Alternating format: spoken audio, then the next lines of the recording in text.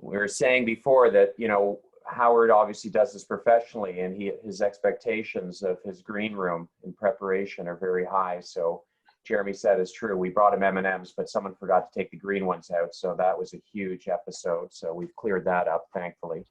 And hopefully Howard's ready to start. I'm ready. All right, good. Okay, welcome everybody. Nice to see everybody, even though it's virtually. It's amazing. Susan was saying in Thornhill, it's hailing, and in Bathurst, Eglinton, it's blue sky. So it's interesting. Same city, different weather. Anyway, let's start.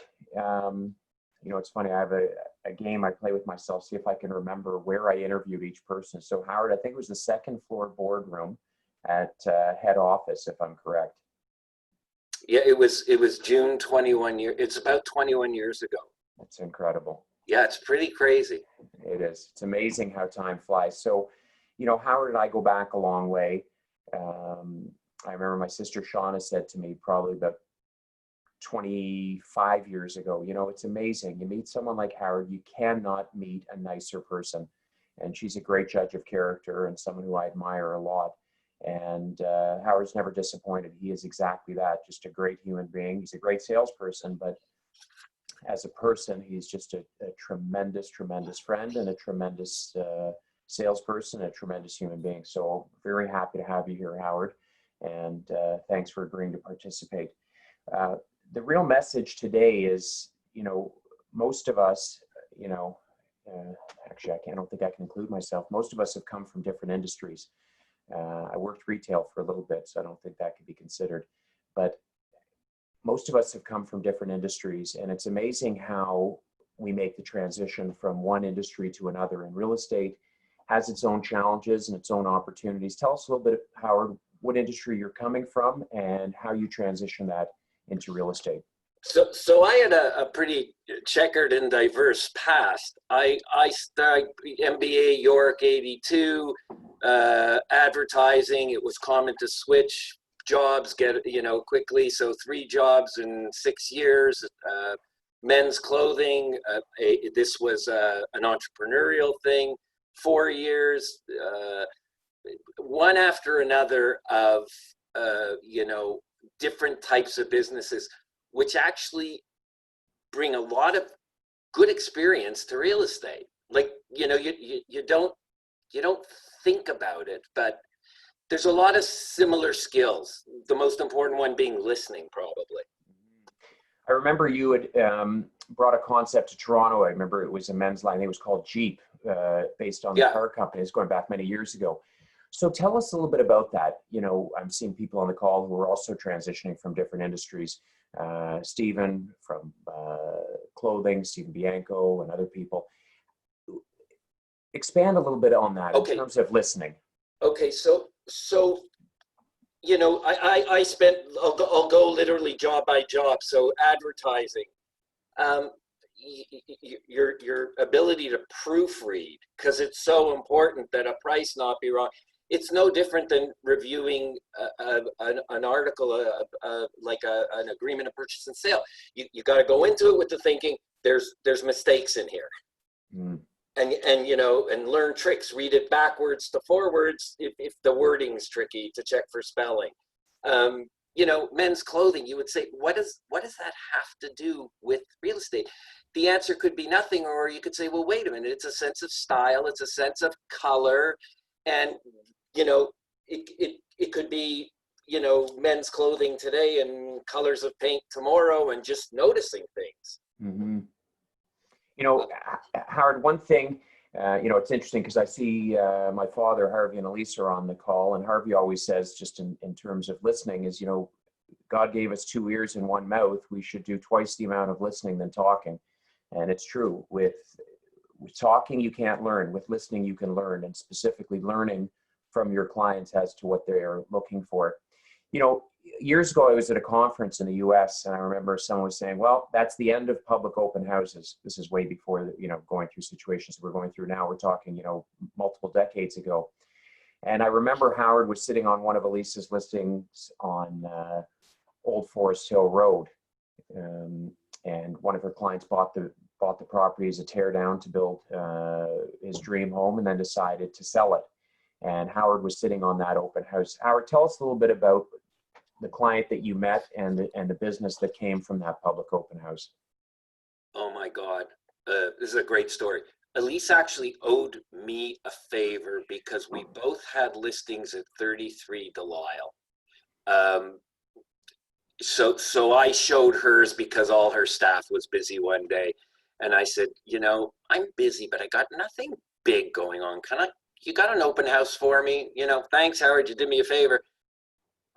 In walks my meal ticket, and it was just a fluke. A woman walked in and dated a friend of mine 20 years before, and I had to call my friend at the open house because I really didn't remember. And turns out, she said, well, we're thinking of moving from Ottawa. And like I say, this has got to be 12 years ago. What's your budget? 5 to 10? Do you have time for me? I think I have time.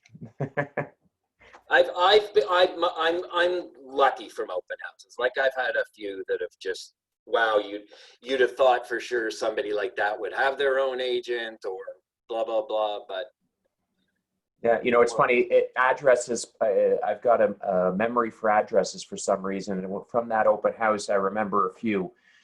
61 Old Forest Hill Road, a major property in Hogs Hollow, a property in Knightswood, and then there's a massive property on the west side of Forest Hill, just north of St. Clair. That's the one that client who walked into the open house purchased. And then, of course, from that client, you dealt with them in such a professional manner that I think there's a number of family members who came from that, and it was probably, I'm thinking maybe in half a dozen houses north of 5 million. Yeah, Right. It's just fantastic. Like, it can happen. Right. And I no guess skill on my part, right place, no, right time. I'm actually not minimizing it. I'm maximizing it because I think there's two lessons here. One is that public open houses, listen, God willing, we'll get out of this in a period of time and we'll be back to public open houses. But it goes to show you that there are opportunities. There are people such as this client who do come in unrepresented. Tell us a little bit about the beginning elements of your business. How you land at Kalles, you land in real estate. You've come out of the clothing industry. You knew that like the back of your hand. How do you begin? Of course, the open house is the beginning. You jump in. You listen to other agents. To me, John Fortney actually mentored me, and it was really cool because we would do open houses together, and I would see it from his point of view and he'd see it from my point of view. For me, it was all open houses. When I started, it was like, I look at it's a numbers game. Okay, so let's say I got separated shortly after I started in real estate. I would have my kids every other weekend. I'd manage to get them both somewhere for a few hours on Sunday afternoon and do an open house. So let's say you're working a 48-week year. And let's say every other weekend you're doing one open house and every other weekend you're doing two. So you're averaging 1.5. You do 72 open houses a year. You're going to meet 15 people. If you can convert 10 of them, and 5 of them have backup, there's 15 deals. Mm-hmm. That's incredible. No, it's true. And the numbers do speak. And the results are there. And I think, what I find interesting is the ability to transition. Skills are transferable, specifically the skill of listening and understanding. And it's interesting because you touched upon something, how John Fortney mentored you. And if I'm correct, you went on, mentored Bram Siskin. Is that correct on the way? Bram and I, yeah, it was fun. Bram and I I went for a bike ride with Bram last week. We were just saying we would do open houses together. He would drop me off at the swimming pool, go walk his dog and pick me up after, Right. Yeah, but let's pay it forward here, John, who I know continues to be one of your dearest friends. And then you went on and mentored Bram, and he continues to be one of your dearest friends. So it's interesting how life works. No one had their hand out, and each person passed along information and education. And I'll tell you another thing. It's it's really interesting. Everybody should sit with another agent for a half hour a month and watch what they do on the computer, because everybody has different ways and you learn different tips. And I also think agents from other office, like, it's all about your relationships. You know, go to open houses, throw your card down on the table. You know, you appear to be a busy agent because you're out there. And ultimately, those are your peers because you're coming up against them, or they're the listing agent and you're bringing an offer. Mm-hmm. Right. And I think that's excellent. And I think that's something that I know you've always continued to do. And Harvey says it well. He says, you have to know your information. You have to know your product. So, you know, agent open houses is a great way to learn. I mean, I'm sorry, I keep talking about things that today aren't possible, but, you know, when in we the get same back way, to, if you're going through a listing now, as much as I hate it, because I've got an attention span of a flea, you look at the pictures.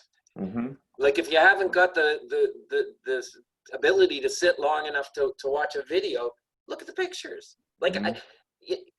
you know, and agents will say, well, I don't have anybody for that. It doesn't matter if you have someone. Like, I'll go to an $18 million house. I don't have that client, but you know what? You're damn well sure someone's going to ask me, have you seen it? Mm-hmm. Right.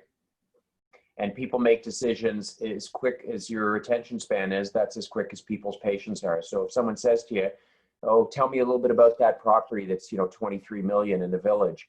Oh, what street is that on? Well, if you don't know it, then you're out. You're either you're in or you're out in terms of knowledge. And people make decisions, you know, in a snap of a finger. And if you're not knowledgeable about product, then you're on the out. And one of the things someone came up with, and I brought it up at the sales meeting on Monday, I think it's a good recommendation from one of our other salespeople, is they said, this is a great time if you're looking to do something from an educational and an enjoyment standpoint. Get in your car, drive to an area that you don't know well, stop in front of the homes that have for sale signs, get on your iPhone, educate yourself, and learn an area, whether it's Leslieville or Etobicoke or the, you know, Bloor West Village, or any area that you're not familiar with. Educate yourself so you pick something up, and this, you know, you don't have to get out of your car. You can go for a walk if you wish, but it's a nice way of learning, especially during these challenging times. So I don't want to take too much time because I know there's a number of questions, and Jeremy has a ton of questions also. So I'm going to open it up to the floor first. Does anyone have any questions specifically for Howard? What you can do is you can just unmute yourself, and once we've exhausted the questions, Jeremy's got a list of questions also that we'd love to hear from you. Anyone specifically? Jeremy, do you see anyone? There's nothing in the chat room. In the chat room? No? Okay. Sarah Collins put forward a suggestion, which we can talk about offline. I wanted to flag something that maybe Howard can speak to.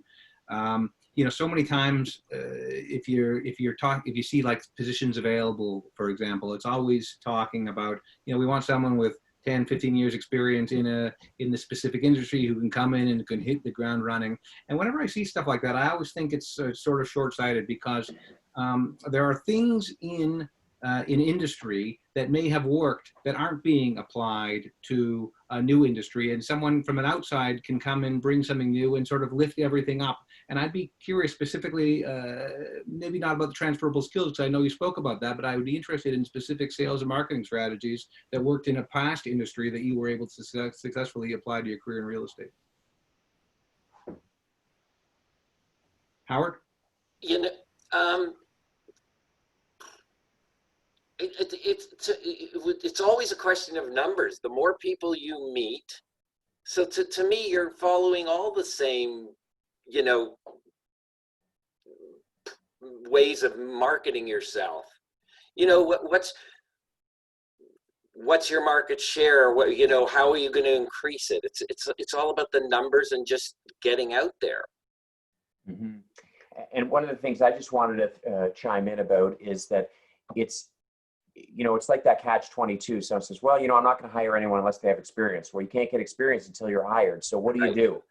how do you get into the industry? So, and that's why I'm happy Howard touched upon that. When you get into this industry and you've never made a sale in real estate, but you've got the experience, you're good with people, you're comfortable, you're confident, those skills are transferable. And people, I find whenever people would rather hear you say, I don't know the answer, but I'm going to get back to you on that. Like, you can't be expected to know everything. Agreed. I think that's an excellent point. Stephen Bianco, I think you had your hand up. If you can take yourself off mute, you can ask directly. Yes, I just had a comment about agents' open houses. I got my first deal as a result of that. I'd gone to an agent's open house in the Banbury and Lawrence area, and it turned out that the seller was getting a bit disenchanted with his current agent, and he happened to be at the bank at Bayview Village, and he was behind Harvey. And when he heard Harvey give his name, he turned to him and said, oh, I'm thinking of changing agents. So Harvey said, well, I could come out and see you. So knowing that Harvey wouldn't be doing the work, he said, well, I think you better bring somebody with you. And he said, one of your agents, Stephen Bianco, was in to see the house the other day. Maybe he should come with you. So Harvey and I went, I got the listing and sold it within a few days. That was my first sale. Unbelievable. I learned a few tricks from Howard as well. He was a bit of a mentor for me. I joined the company, I think, about 6 months later. And I remember. And also out of the men's fashion industry, which is interesting. Correct. Yeah, I'd been with Harry Rosen for a while. I remember. And prior to that, Marks and Spencer. Thank you. Jeremy? What about the use of your database from your previous career, bringing it into this new career in real estate? People knew you in one capacity. You know what? I always look, I go back to one story to talk about that. A guy from Chestnut Park named Jimmy Malloy. And I was once at a listing in Forest Hill, and the owner happened to be there, and I knew his kids, and I don't know who he was talking to, but I remember saying, Jimmy took care of me when I needed a table at whatever restaurant. He was the maitre d'. He was the maitre d', and now he's taking care of my real estate. It's more the person than the function. That's incredible. Well, as you know, Jimmy's one of the top agents in Toronto, and he was a maitre d' at a very fine restaurant in Toronto, and people knew him from that. And the irony is that some people speak to me and they come into the industry. Well, people won't want to work with me because I've come in from, I was the maitre d' at a restaurant, or I came in from men's clothing, or I came in. But in fact, Howard hit the nail on the head. It's the person. It's not the profession. It's the person. And I think we're learning that more and more. And I think COVID-19 has actually driven that home more so than anything else. It's the person. It's the real substance. And that's what people want. They want to deal with someone who they like, they trust, they know, and someone who's going to take care of them, as you said, Howard. I had a referral this week, and the friend who recommended me said, he will not bullshit you. Because everybody is so, everybody has an opinion of real estate agents. And, whatever your greatest feature is, go with it. Maybe you're the technological wizard. Maybe you're, pricing better than anybody. Just play it up. But, I seem to be training on honesty. Right. But you know what? That's one that everyone needs to trade on, because more so than ever before, it's a commodity that never goes out of fashion. And people really want to know that they can trust you, that you're out for their best interest. I remember, there's a story that I see Elise on the screen, so I have to pass the story along. And I remember one of Elise's clients said to her, Elise, we've got this house. It's on a beautiful lot, but we don't know, maybe should we knock it down? Should we build? There's another property. It's around 10 million. We can go in there. It's not perfect. It's not the exact area. It's not the exact house, but we get it immediately. So, sell a 6, buy a 10 or $16 million worth of real estate. They build on where they're sitting, there's zero. And at least, you're never going to find a lot like this. The best lot in Forest Hill. Knock your house down. I'll find you a rental, which she did. They rebuilt their house and they're living in their dream home on their dream lot. Took some time, took a number of years, but they got exactly what they wanted. Trust me, 16 million is a lot to say goodbye to, but you say hello to honesty and it says hello to— It opens a lot more doors. Exactly. Decades and decades, God willing, more of a wonderful career where, again, as you said, Howard, I love that line, trading on honesty. And that's something that gets talked about time and time again. Believe me, if I'm telling the story, decades later, the family in question has told that story probably 100 times to 100 of their friends and family, and that sphere of influence. So it's an important story. I'm sorry, Mum, for taking away your fire there, because I know you're doing a fireside chat in the next couple of weeks. But Jeremy, I'll open it up to you. Any other questions? Sorry, I don't see one in the list. Anything from your list? Or have we covered it? Because I've got a few things I wouldn't mind talking about, but you go ahead. Well, we've covered a lot of these. Have we? Okay. Thank you. Okay, good. Thank you. So one of the things that I'm curious about, how have you managed to make the relationships within the office and outside of the offices of Kalles with agents at other companies? I get it, going to agent open houses, showing that you're out there, but how have you managed to develop these relationships that you've leaned on throughout your career and will continue to? It started with just going to agents open houses. You've done a deal with someone, they might be more familiar with an area than you. Like, the fact is that agents, yes, they're competitors, but they're a source of knowledge.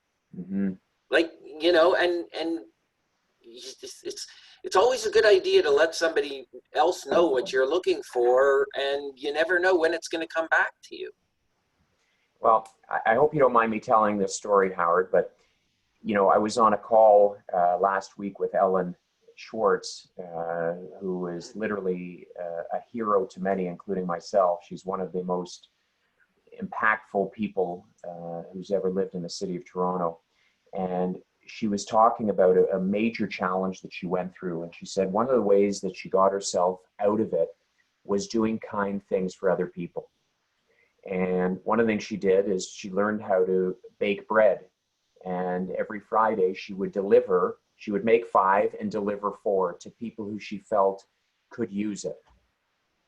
And again, I'm sorry to be bringing this up, Howard, but it reminds me a lot about yourself. For some reason, throughout the decades, I don't have to look further than last Friday when you delivered cakes for my kids, or you delivered a bread for our family. And this is just, someone in the business and a friend, but yet you're doing that for so many people. And I know it's coming from the heart. It's interesting. I never made real money till real estate. Separated 9 months into it, worked really hard. And all of a sudden I realized, like, I had money in the bank. I could order in a restaurant from left to right rather than look at the price and order the cheapest thing from right to left. And it's like, so if I'm like, one of my things is steaks to clients. It's a great gift. They're going to, and John Fortney, good guy. He taught me, nice boy. He taught me about giving gifts and the importance of it. So like last week, I call my steak guy, and like, if I'm going to somebody's cottage, here's a box. You think about it. First of all, it's tax, it's tax, pre-tax dollars. So it's half price. And everybody's happy. Gift giving is important. Well, I think it is. And it's, there's a great expression, you feel better when you give a gift than when you receive one. And that's why I said it comes from the heart, because again, it's not like Howard and I were preparing for this interview, but I think it's important to mention that, because that's something that you've been doing many years before you got into real estate. Many years. I remember, my sister Shauna used to say that you call, hey, what are your kids up to? I'm going to pick them up. I'm taking my boys to an amusement park. I'm going to take, your two kids too. Like, just, again, it's a big heart, but it's an attitude, and it's a way of living. But what ends up happening is people don't forget that. People don't forget acts of kindness. And I'll say something else. People never forget acts of kindness when it's directed towards their children. I can tell you that firsthand. So I think it's an amazing lesson for all of us. One thing that I find that is that it's a tough industry, real estate, because, you sell a listing and you've been working with this client for so long, and then you feel almost as though you've been fired because, now you've got to find the next opportunity. But instead of going out and hunting for the next opportunity, develop the relationship that you have with that client. The IBM scenario is 100 cold calls, 10 meetings, 1 deal. If you've already done your deal with them, stay in touch. And COVID's been a great chance to, like, excuse me, I haven't spoken to you in years, but I was thinking about you. And ultimately, they're going to ask all the questions about what's going on in your industry, because everybody wants to know. It's like there's a similarity between advertising and real estate. Advertising, everybody had an opinion because, I watch TV, that's a good ad, right?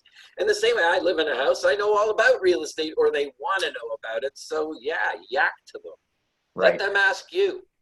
Right. And that's something I know you've been doing, because I spoke to you offline at the very beginning of this in the middle of March, where you said you've been spending your time, you volunteered in a position for charity during this time, and you've also taken to calling all of your clients. And I think you bring up an excellent point. There's no one during this time when everyone's at home who will not appreciate a phone call. And I've said this many times, the word real estate shouldn't parse your lips until they bring it up. Bingo. It's checking in on them. How are you doing? How are your children? How are your folks? How are your friends? How are the kids? How are things happening? I know one of your kids was in university. How are they taking the transition? And if they bring it up, wonderful. You can answer all of their questions. But if they don't, it's a check-in call. Right.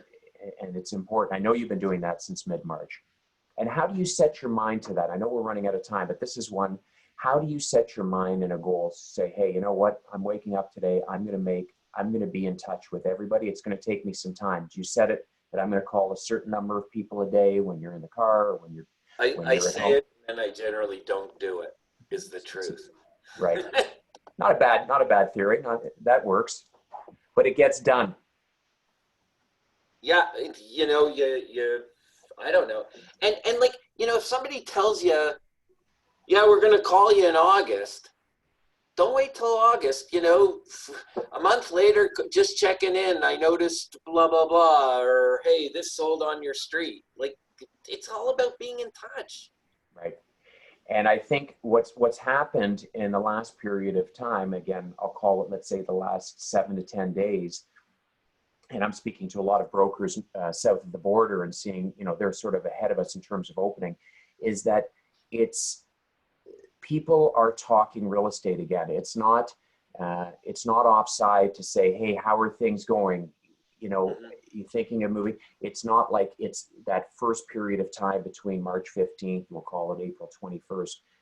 Real estate is on people's minds. I mean, just a quick statistic, we're up 50% in unit sales May over April. Are we where we were last year on the month? No, but we're up 50%, and we're expecting June and July to be busy months. I think Howard, I think our spring market's going to happen in the summer, fall. Right. And that's it. I mean, a great stat, just to keep this in mind, and I'll talk a lot more about stats, but on April 18th, we had 8 requests for showings of our listings. Yesterday, we had 115. So that tells you a little bit about what's happening in the market. These are live showings. So we went from 8 to 115. It's no longer people are selling because they have to. It's people could be selling because they want to. And with social distancing, I think a lot of us are recognizing this is part of our life right now. You know, masks if you can't social distance, be outside, social distance. It's part of our existence. But this is the feeling on the street. So when you're speaking to your clients, it's not offside to answer questions about real estate and to discuss what's happening in their world. So I want to just see in the chat, is there anything? Howard, please. There was one question, do you miss your old job? And the answer to that, think about it. You're running your own business with no inventory, or inventory that doesn't cost you money to hold. No overhead and no receivables. Like, your receivables are coming. You don't have to worry about collecting. It's in that way, it's pretty special. Yeah, you're right. You know, if you opened up a clothing store, you wanted to be on the Eglinton Way, you have to buy inventory, you have to have a lease, you have to pay a staff, you have to have an accountant, and it's an amazing business. It really is an amazing opportunity to be a salesperson in the business. You're right. There's no ceiling to what you can make, and you're right. You don't have inventory or accounts receivable. I think, Jeremy, unless there's other questions in the queue, I think we're out of time. Yes. Jeremy? Yeah, we're good. So Howard, I just wanted to say thank you so much. I thought you did a tremendous job. You know, we didn't talk about your master's in business administration, but I think you've got a master's in life, and I think that's more important than any master's in business administration. And you've really shown it today. You're a great human being and a great salesperson. And thanks for giving of your time today. And I really loved it. So thanks, everybody. Pleasure. Have a great weekend. And Howard, thanks again. Thank you. Thanks, Jeremy. Thanks, Bye-bye. Howard. Bye-bye. Bye-bye. Bye. It was great, actually, really, really great.